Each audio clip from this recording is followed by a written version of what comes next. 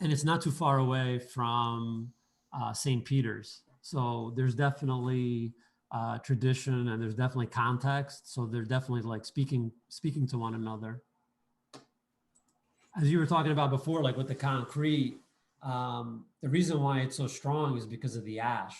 So they would actually use ash from like volcanic ash in the concrete, and that's what allowed it to be so strong.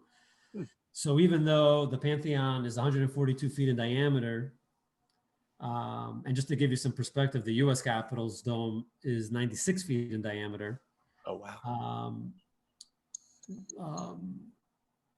This is one of the few domes that's actually, if not the only one that's standing, that actually is not reinforced. So like if we were doing this today, there's no way we would do concrete without reinforcing it.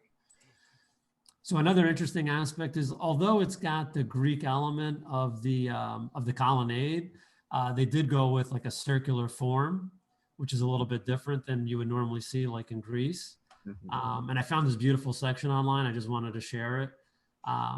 What allows the dome to like not fall apart is the fact that it has these rings. So when you go to the aerial, you can kind of see these like different rings. So even though it looks like a dome on the inside, it's actually built in like almost like Lego pieces.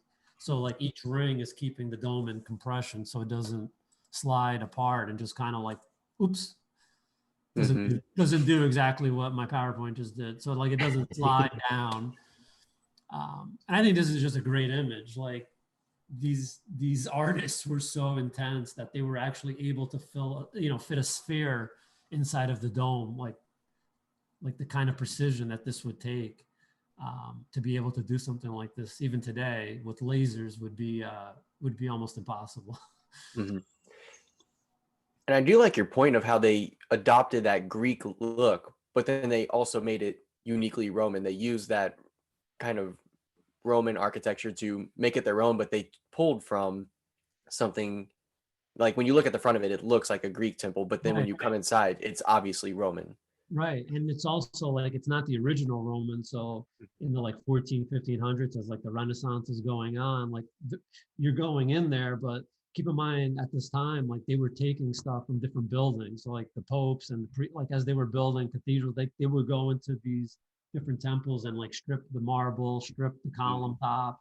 So when you go inside the Pantheon, a lot of that stuff is not the original pagan temple. It was already beautified, it was already being converted to a church. I think it was like in the 300s. So by the time, Michelangelo's looking at this, it's already, almost like over 1,000 years later from when this was converted to a church. So there's a lot of different Christian elements in here that weren't